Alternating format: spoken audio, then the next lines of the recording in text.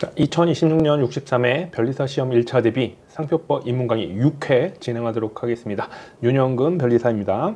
6회 강의에서는 크게 어떤 걸 설명드리려고 하냐면, 자, 상표법 우리가 이제 공부하려고 하죠. 그거에 대한 전체적인 구성이 어떻게 되는지, 자, 요게 하나의 큰 틀을 자꾸 머릿속에 두셔야 됩니다. 그래야지 여러분들이 세부적으로 공부할 때 이런 부분들이 어디에 속했지, 자꾸 이런 식으로 정리를 해 주셔야지 여러분이 1차 시험만 보는 게 아니기 때문에 나중에 2차 시험, 논술 시험 공부할 때 도움이 많이 됩니다.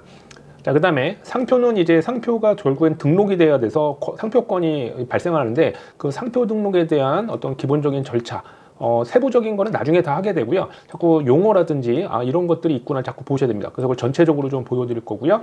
그 다음에 이제 본격적으로 좀 세부적으로 들어가면, 우리가 아까 상표라는 게 뭔지 간단하게 언급드리겠지만 이제 법률 쪽으로 보셔야 됩니다. 그래서 상표라는 거는 상품과 관련이 있는데, 상품이라는 게 도대체 뭐냐? 자, 우리가 그냥 뭐 상품학적으로 그냥 상거래상 쓰여지는 물품이냐 뭐 이렇게만 하지는 않습니다. 이게 법률적으로 정의를 내리게 돼요. 우리가 이제 나중에 우리가 법학을 공부하기 때문에 법률에 관련돼서 규정에서 명확하게 정의가 안 됐다 싶으면 판례나 나중에 이제 배우시게 되는 심사 기준 뭐 이런 것들에서 정의가 내려지게 됩니다. 또는 이제 판단 기준이 있게 되는데, 그런 거를 정리를 해 주시는 게 중요합니다. 그래서 그런 거를 오늘 설명드리도록 하겠습니다. 자, 우리 상표법 전체 구성입니다. 자, 상표의 정의부터 해서 상표의 그런 걸 배우시는데, 우리가 이제 제일 많은 시간을 투자하는 게 요거입니다. 우리가 심사를 해서 특허청에다가 우리가 상표를 등록받기 위해서 신청을 하는 걸 이제 출원이라고 표현을 합니다. 자, 이것도 자꾸 용어를 많이 들어두세요. 출원, 신청하는 겁니다. 이게 이제 일본식 표현이라서 그래요. 뭐냐면 특허청에다가 출원을 하고 나서 심사를 합니다. 특허청에 있는 심사관이. 그래서 여러 가지 절차나 그 다음에 이게 등록받을 요건이 되는지 이걸 따지면, 요게 이제 제가 R이라고 표시를 했죠. 요게 등록이란 표시고요. 그 다음에 여기 이제 A라고 표시한 건 어플리케이션, 출원이라는 뜻입니다. 신청했다.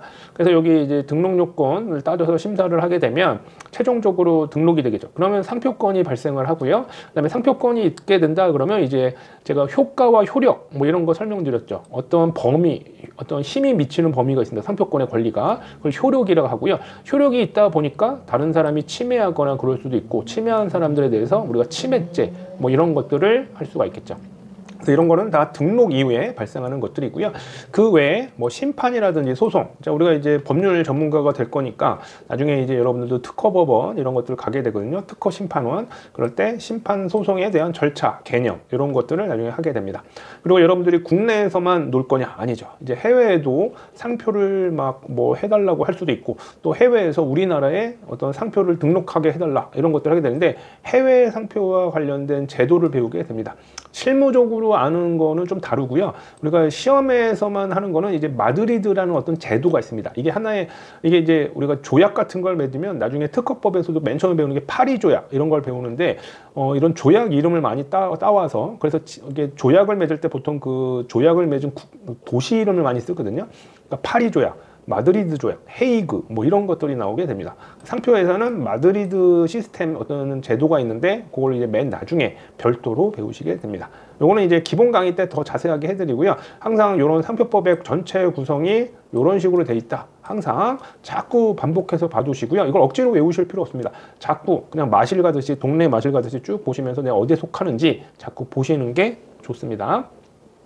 자, 그래서 그 중에 출원 심사 등록 관련된 부분, 이 부분이 이제 제일 시간을 많이 투자한다고 했죠.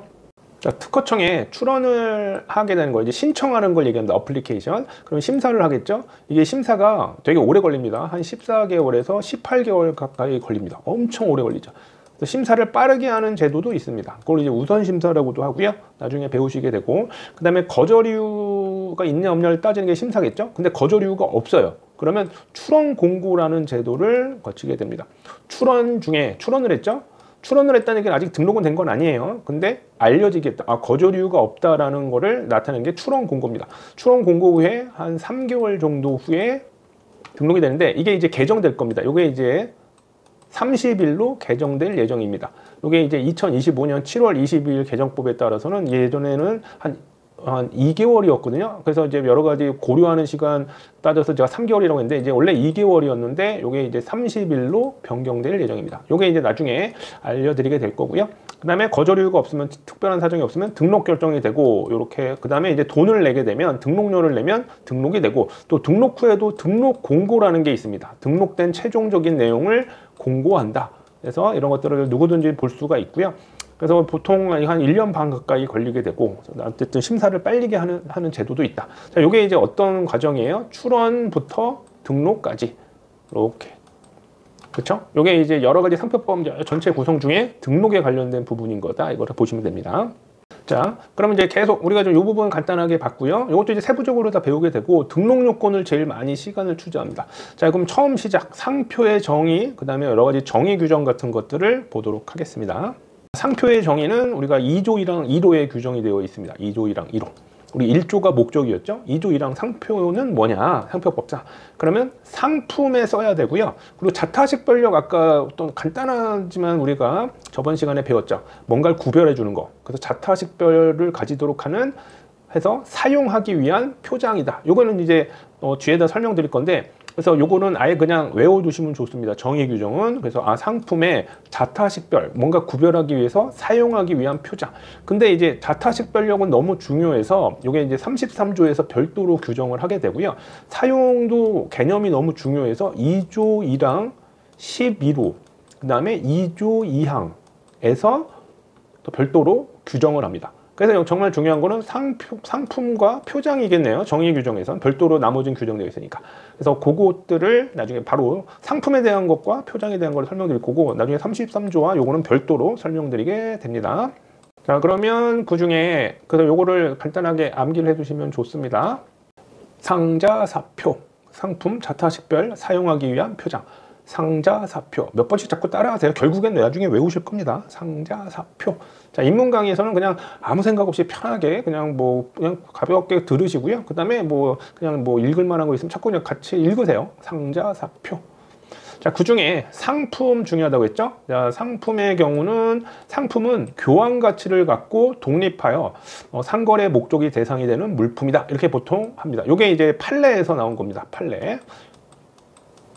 이제 판례 한자로 쓰면 요거죠. 판례에서 나온 거예요. 그래서 요건 아주 중요한 정의 규정입니다. 그래서 요거 무조건 암기하셔야 돼요. 그래서 요것도 그냥 외워두시면 되죠. 교독, 상목품 이렇게 많이들 외우십니다. 교독, 상목품, 교독, 상목품 이러죠. 상표법상 상품은 그냥 일반적인 상거래 물품이 아니라 교환 가치를 갖고 독립해서 상거래 목적이 돼서는 물품이구나. 교독, 상목품, 교독, 상목품 이렇게. 자, 그러면 이게 판례가 되게 많이 나왔는데 기본적으로 아주 간단하게 설명드릴게요. 자, 이제 상표는 등록이 됐습니다. 등록이 됐는데, 자, 윙크라고 했어요. 근데 이거는 상표를 계속 써야 되는데, 우리 상표법상 불사용 취소 심판이라는 게 있습니다. 일정 기간 안 쓰면 불사용으로 없앨 수 있어요. 그걸 취소시킬 수 있는데, 자, 이 사람이 갑이 이런 게 있으니까 이제 윙크란 걸 썼는데 별책 부록에 쓴 거예요. 그러니까 잡지가 아니라 잡지에 있는 별책 부록. 근데 별책 부록은 별도로 팔지 않죠. 그러니까 이때 교환 가치를 갖고 독립해서 상거래 목적이 되느냐 따졌더니 안 되잖아요. 그래서 이거는 상품에 쓴 게 아니에요. 상품에 쓴 게 아니기 때문에 사용하지 않은 걸로 봅니다. 상표에 해당하지 않는다고 봐서 이거는 불사용에 해당하게 됩니다. 그다음에 이런 판례도 있습니다. 자, 우리 카스 많이 아시죠? 갑은 이런 등록 상표를 받았고요. 을은 맥주에다가 등록을 받은 사람인데 이렇게 이제 판촉 행사를 한 거예요. 티셔츠에다가 거기에 카스라고 했어요. 근데 이 사람은 카스 맥주를 하면서 판촉 행사로 그냥 무상으로 나눠준 건데, 자, 갑의 입장에서 보면 내가 티셔츠에 카스라는 상표의 권리자예요. 등록이라는 거죠, R은. 그런데 침해 주장을 할 수 있겠죠, 당연히. 그러나 이제 을은 어떻게 주장해요? 나는 원래 맥주에 대해서 등록 권리자고 이거는 내가 그냥 판촉용품으로만 쓴 거다. 그렇기 때문에 침해가 아니다 라고 하는데, 침해는 이제 원래 나중에 요건을 따지게 됩니다. 근데 우리가 다 몰라도, 자, 이 사람이 우리가 지금 개념상 벌써 알겠죠? 을은 지금 판촉 행사로 나눠준 게 어떤 상품에 해당할까요? 그쵸? 이게 어떤 교환 가치를 갖고 독립해서 상거래 목적이 대상이 되는 물품, 교독, 상목품이라고 보기는 어렵죠. 그러니까 이건 상품 자체가 아니기 때문에 상표로서 어떤 쓰여졌다고 보기 어려워요. 그러므로 당연히 침해가 아니겠죠. 그래서 상품의 개념이 되게 중요합니다. 그래서 나중에 사용하고도 연결이 많이 되고요. 그래서 우선 여기서는 상표는 상품에 써야 된다. 그 상품은 교독 상모품이라고 정의했구나, 판례에서. 이렇게 알아두시면 되죠. 그래서 다시 한번 교독 상모품 이렇게 되죠. 교독 상모품, 상품은 우리 상표법상 상품은 교독 상모품이구나, 이렇게 알아두시면 됩니다. 자, 이제 마지막으로 우리가 상표의 정의에서 이제 나머지는 다른 규정에서 한다고 했고요. 이제 표장입니다. 표장이라는 건 뭐냐? 뭔가 표시하고 장식한다. 요 한자에서 나온 건데, 자, 2조이랑 2호에서 규정되어 있고요. 출처 표시를 나타내는 표시나 장식은 다 포함됩니다. 또 출처 표시, 자타식별력과 좀 비슷한 아주 중요한 기능이라는 개념이라고 했죠.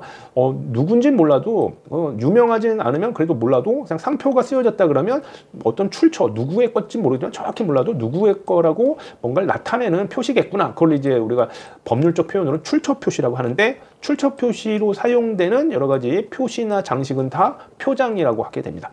표장은 범위가 되게 넓어요. 이 표장에 대해서 그럼 좀 알아보시면, 자, 우리 상표는 일반적인 뭐 이런 문자나 뭐 이런 것들 보시죠. 이거 다 브랜드 상표라는 거 아는데, 이렇게 문자, 약간 도형이 결합된 거, 그렇죠? 그다음에 어떤 거는 도형만도 다 상표가 될 수 있고요. 요거는 홀로그램.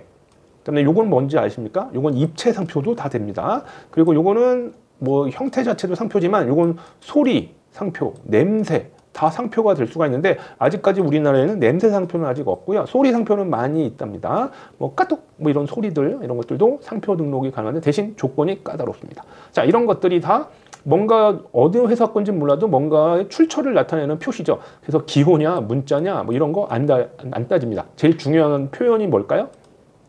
출처 표시라는 개념이 있어야 된다. 그래서 여러분들이 이런 개념이 그냥 있다는 정도는 아시고, 우리가 시험적으로는 출처 표시라는 걸 항상 쓸 줄 아셔야 됩니다. 상표에서 표장과 관련된 거다 그러면. 아셨죠? 자, 오늘은 여기까지 하고요. 오늘의 공부 명언, 위대한 일은 한 번에 도전해서 이루어지지 않는다. 자, 뭐 뭔가 중요한 어떤 업적을 이루기 위해서는 단번에 이루어지면 진짜 뭐 중요한 일이라고 볼 수 없겠죠. 여러분의 변리사 도전 쉬운 일 솔직히 아닙니다. 하지만 이걸 해서 뭐 여러 번 시험 보라는 게 아니라 조금 어렵게 느껴지더라도 꾸준하게 열심히 하시고 잘 참으셨으면 좋겠습니다. 자, 오늘은 6회 인문 강의 6회 상표법 마치도록 하고요. 오늘 강의 윤영근 변리사였습니다. 다음 시간에 또 뵙도록 하겠습니다. 감사합니다.